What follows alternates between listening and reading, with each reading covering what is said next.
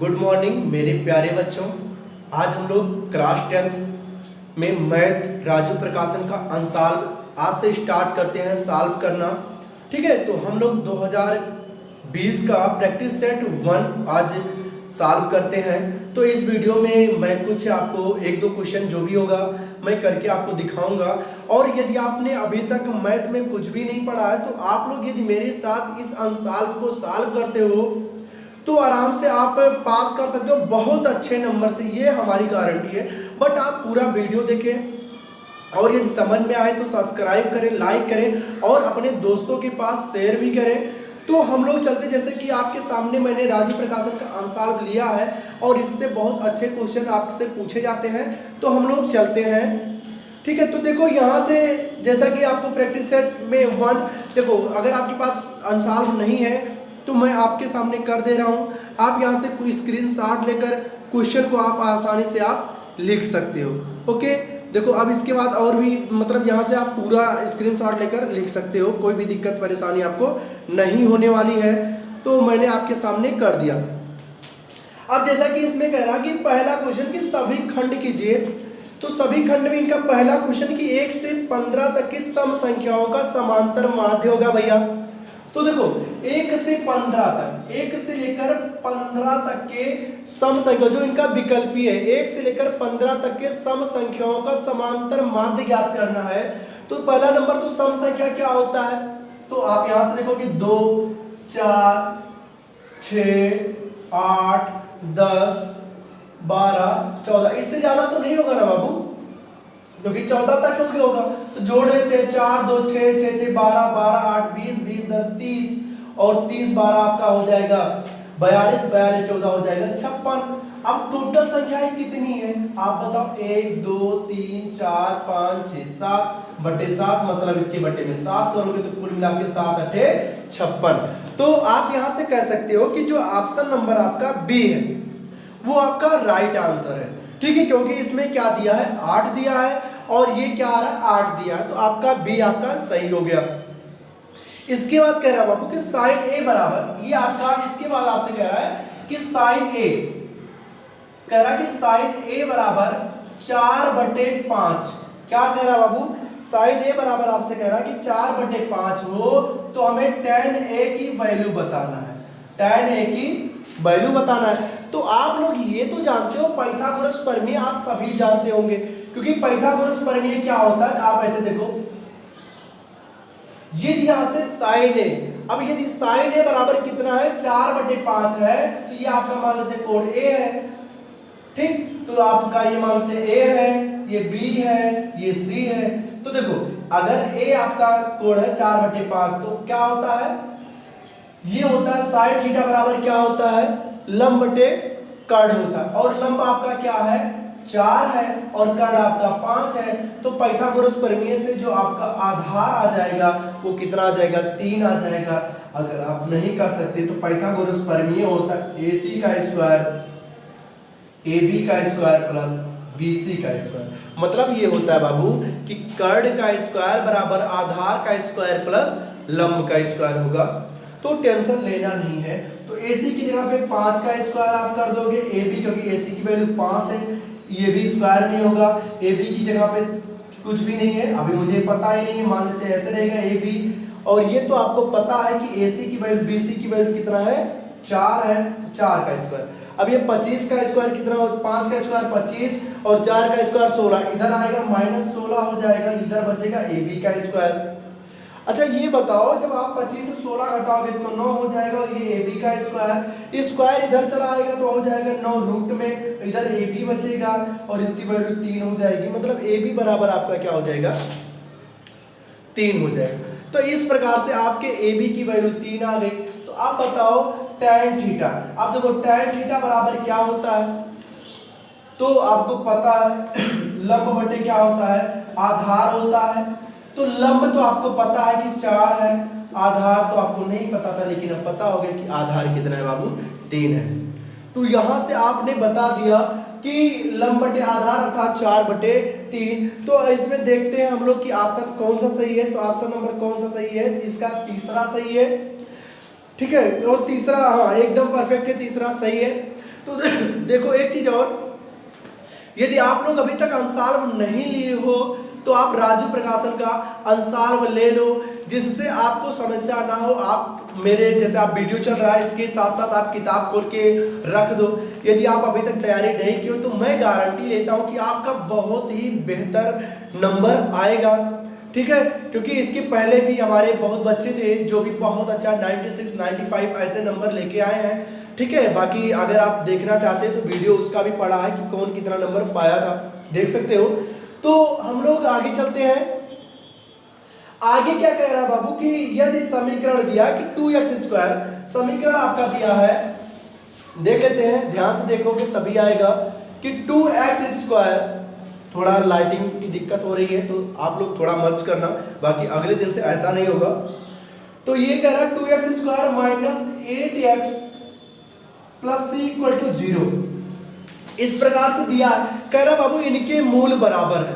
यदि जानते हो मूल कब बराबर होते हैं कि जब क्या हो, जैसे ये एक होता है b² minus 4ac equal to क्या होगा, 0 होगा। तो मतलब जो इनका जो d की वैल्यू होती है यदि 0 हो जाए, मतलब d की वैल्यू क्या हो जाए, 0 हो जाए, तो क्या होते हैं, मूल आपके बराबर होते हैं। तो हमने कहा कि मूल बराबर है अर्थात जो इसकी वैल्यू है वास्तव में क्या है, वो 0 है। अगर हम यहाँ से बात करें, a बराबर आपका 2 दिया है, b बराबर -8 दिया है और c बराबर तो c ही है, c बराबर c ही दिया है ना, क्योंकि हम क्या किससे तुलना करवाते हैं, द्विघात समीकरण ax² plus bx plus c से तुलना करवाते हैं। तो जब तुलना करवाओगे तो ये वैल्यू आपको मिल जाएगा। रख देते 8 की जगह पे -8 का स्क्वायर रख दोगे और -4 गुणे a की वैल्यू 2 है और गुणे c बराबर 0। अब देखो यहां से अगर 0 आ गया तो 8 का 64, क्योंकि माइनस का जब गुणा होगा 2 बार वर्ग होगा तो प्लस हो जाता है, और ये हो जाएगा 4 दूनी 8c, 8c को उधर ले जाओ तो प्लस 8c हो जाएगा बराबर 8c। अब c उधर ही है, सॉरी लाइटिंग की वजह से दिख नहीं रहा होगा आपको शायद, ठीक है। तो मैं कोशिश करूं कि आपको दिखे, तो आपको कुछ दिखा होगा ना।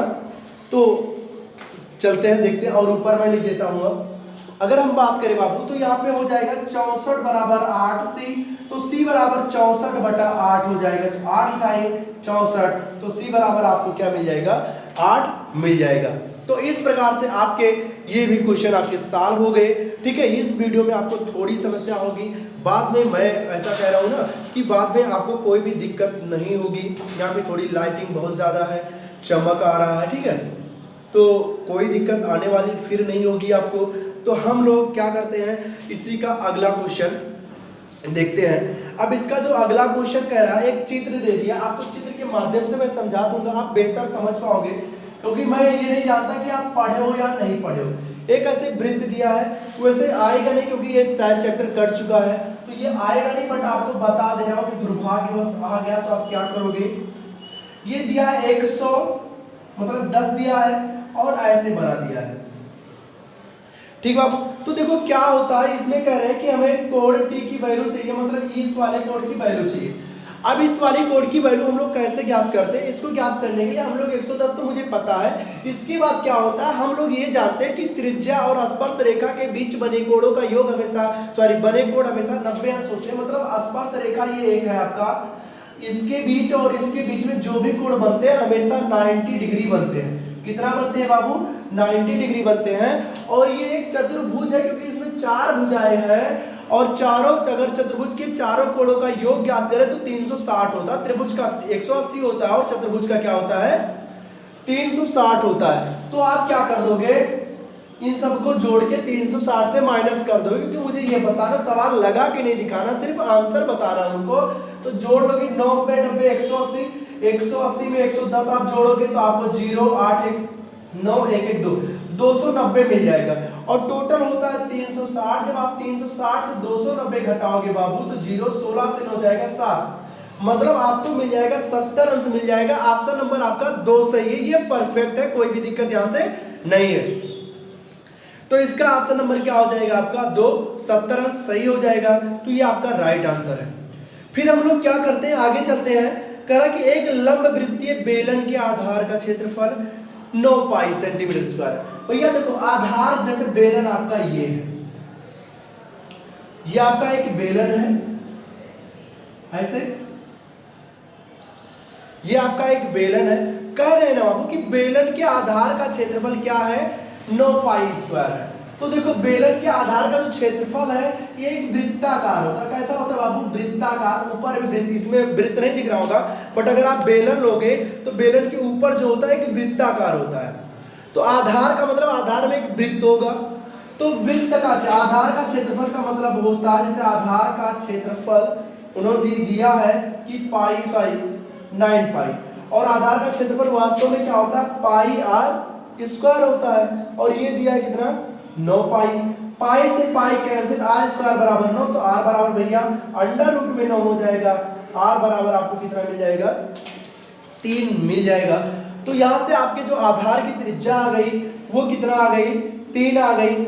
और हमें बताना था आधार का व्यास बताना था, तो त्रिज्या की दुगुना क्या होती है, व्यास होती है, अर्थात 3 गुणे 2 बराबर 6 सेंटीमीटर। ये आपका क्या हो जाएगा, इसका व्यास हो जाएगा। तो मैं उम्मीद करता हूँ यहाँ तक आपको कोई दिक्कत नहीं हुई होगी, और मैं उम्मीद करता हूँ कि आगे भी आपको दिक्कत ना हो, आप लोग पढ़ें और अच्छे से नंबर पाए।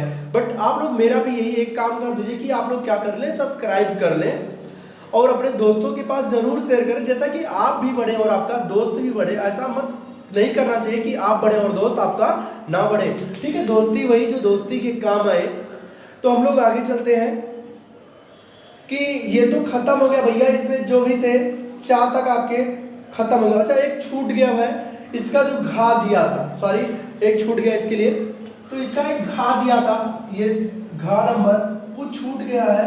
घा नंबर आपका कह रहा है कि -2,6 -2,6 और -2,10 को मिलाने वाली रेखाखंड का मध्य बिंदु क्या होगा।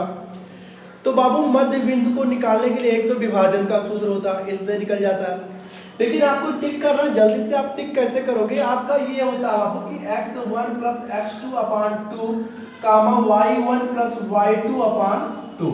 अगर ऐसा कर देते तब भी निकल जाता। तो देखते हैं, x1 की जगह पे -2 है, x2 की जगह पे -2 है बटे 2, y1 की जगह पे 6 + 10/2। यहाँ पे प्लस लगाए क्योंकि यहाँ पे तो माइनस है इसलिए माइनस है। तो -2 -2 -4 और -4/2 का मतलब, जैसे भैया -4/2 करोगे तो -2 आ जाएगा। और 10 × 16 16/2 का मतलब 16/2 का मतलब क्या हो जाएगा, 8। तो आपका यहाँ पे -2, 8 हो जाएगा। अर्थात आपका जो विकल्प नंबर सी है, इसका मतलब 3 नंबर है, वो आपका राइट आंसर है।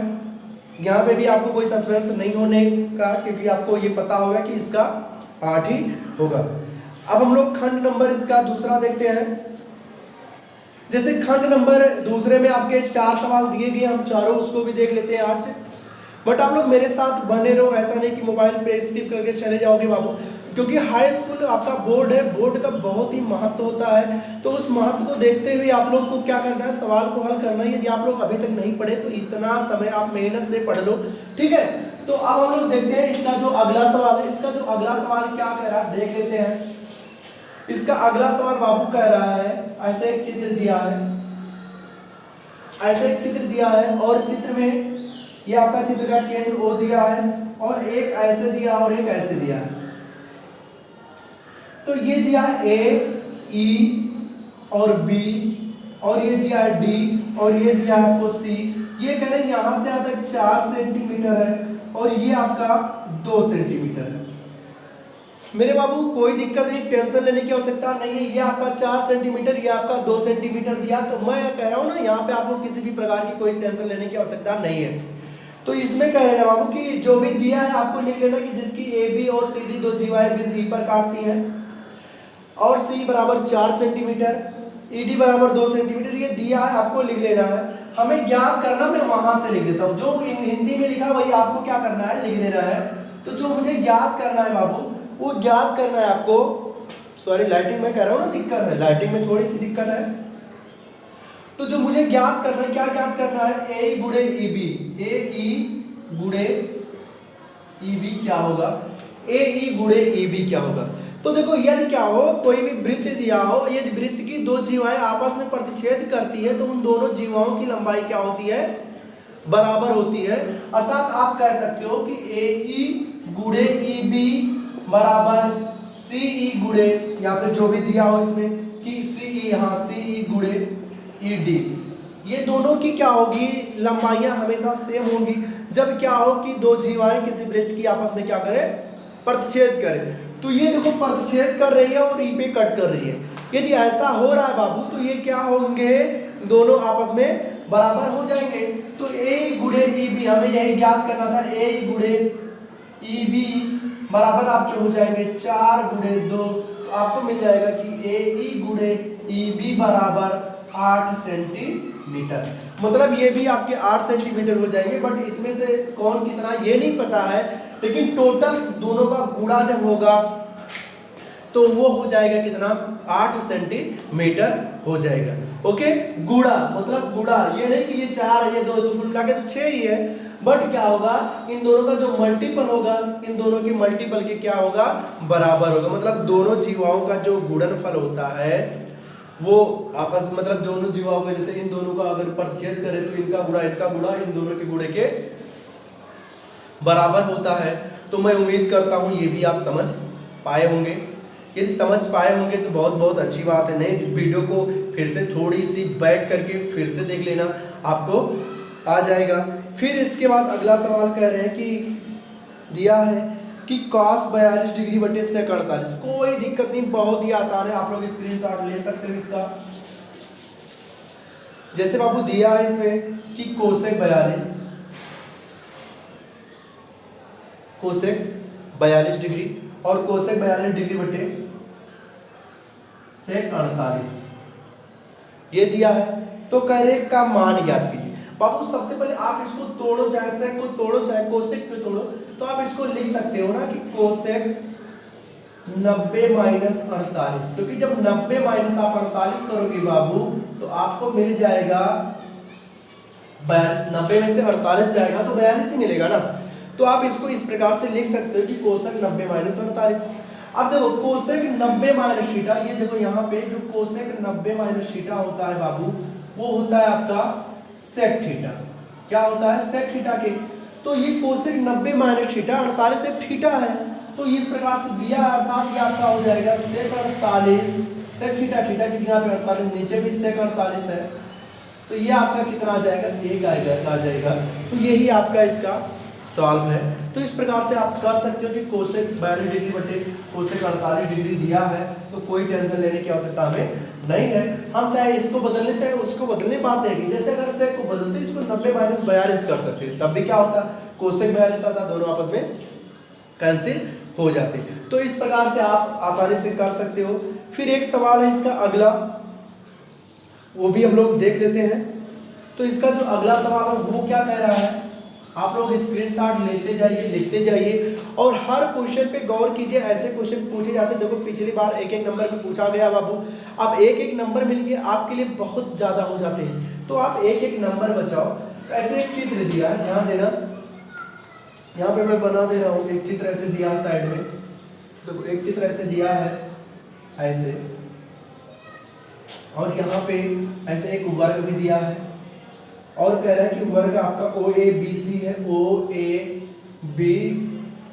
है, और इसकी बात कर रहा है ये आपका P है, ये आपका Q है, ये आपका P है और ये आपका Q है। शायद अगर दिख नहीं रहा होगा, 1 मिनट बाबू मैं दिखा दे रहा हूँ आपको, आप दिखा होगा, ऐसे दिया है, ये छायांकित भाग है, इसका मुझे क्षेत्रफल निकालना है।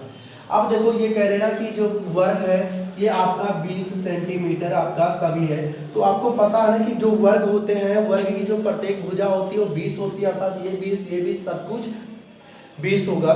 तो मुझे इस छायांकित भाग का निकालना है क्षेत्रफल। तो जो छायांकित भाग का क्षेत्रफल होगा वो क्या होगा, तो सबसे पहले हम लोग इसका निकाल लेते हैं 20। तो दिया है जो आप ध्यान से देखना, दिया है वर्ग की भुजा बराबर 20 सेंटीमीटर दिया है आपका, वो सॉरी दिख नहीं रहा है बाबू, देखो अब दिखेगा आपको, दिया है आपका कि वर्ग की जो भुजा है वो कितना है 20 सेंटीमीटर दिया है। तो टेंशन मत लेना, एकदम साफ दिख रहा होगा। अर्थात ये भी 20 होगा। अब आप पाइथागोरस प्रमेय लगाओगे तो ये आपका हो जाएगा 20√2, क्योंकि पाइथागोरस प्रमेय आपको पता होता है ना कि आप देखो यहाँ पे आपको कोई जरूरी नहीं कि पाइथागोरस प्रमेय लगा के आप ये दिखाओ, आप 20√2 कह सकते हो। तो विकर्ण 20√2 उसका हो जाएगा, इसका विकर्ण a√2। देखो वर्ग का जो विकर्ण होता है, देखो वर्ग का विकर्ण जो होता है वो क्या होता है, पाइथागोरस प्रमेय लगाओ या वैसे आप कर सकते हो, a√2 होता है। तो ये आपका 20 है और √2, तो वर्ग की विकर्ण 20√2 आ गया। अर्थात जो इसकी त्रिज्या केंद्र से लेकर ये यहाँ तक की इसकी क्या हो जाएगी, आपकी त्रिज्या हो जाएगा। तो हम क्या करते हैं, छायांकित भाग का क्षेत्रफल निकाला, देख लेते हैं कैसे निकलेगा। भैया आप थोड़ा एडजस्ट करना, लाइटिंग की दिक्कत हो रही है, ठीक है। तो जो छायांकित भाग का क्षेत्रफल होगा, भाग का क्षेत्रफल होगा वो त्रिज्य खंड का क्षेत्रफल, त्रिज्य खंड का क्षेत्रफल माइनस वर्ग का क्षेत्रफल होगा। क्या होगा, वर्ग का क्षेत्रफल। मतलब आपको क्या करना होगा कि त्रिज्य खंड के क्षेत्रफल से आपको वर्ग के क्षेत्रफल को घटा देना है, वही आपका क्या हो जाएगा, आंसर हो जाएगा। तो त्रिज्य खंड का क्षेत्रफल होता है थीटा बाई 360 गुणे पाई r स्क्वायर, और थीटा बराबर देखो 90 अंश, क्योंकि हमेशा वर्ग के जो होते हैं चारों कोण बराबर होते हैं, अर्थात चारों 90 के भी होते हैं। और माइनस में आप करोगे भुजा स्क्वायर, तो 90/360 कर लोगे आप, और गुणे 22/7, क्योंकि हमें 22/7 की वैल्यू दिया गया नहीं है तो आप 22/7 ही रखोगे, क्योंकि जब तक 22/7 की वैल्यू ना दिया हो तब तक आप यही रखोगे। r की वैल्यू 20√2 गुणे 20√2 कर दोगे 2 बार, और देखो यहाँ पे माइनस 20 का स्क्वायर कर दोगे आप। क्या कर दोगे, 20 का स्क्वायर। तो देखो ये हो जाएगा 9 चौक 36, 4 बचा। अब देखो ये 2 दूना 4, 11 दूना 22, अब 2 बचा। अब देखो अगर √2 और √2 का गुणा करते तो 2 मिलता है, और 2 से 2 कैंसिल, देखो √2 गुणे √2 बाबू आपको 2 मिलता है ना, और 2 से क्या हो जाएगा, नीचे 2 कैंसिल हो जाएगा, तो इस 2 से ये दोनों √2 कैंसिल हो गए। अब आपको मिल गया क्या, 20 से हम 400। आप देखो यहाँ भी आपको मिल गया 11/7 गुणे 400 और माइनस 400। अब आप 400 कॉमन भी ले सकते हो, तो आपको मिल जाएगा 11/7 माइनस 1। कितना मिल जाएगा, 11/7 माइनस 1 मिल जाएगा।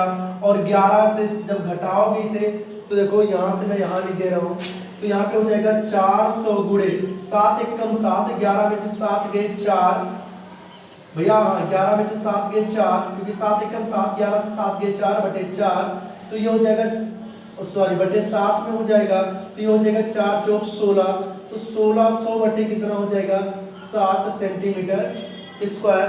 आप चाहे 1600/7 सेंटीमीटर स्क्वायर कर लीजिए।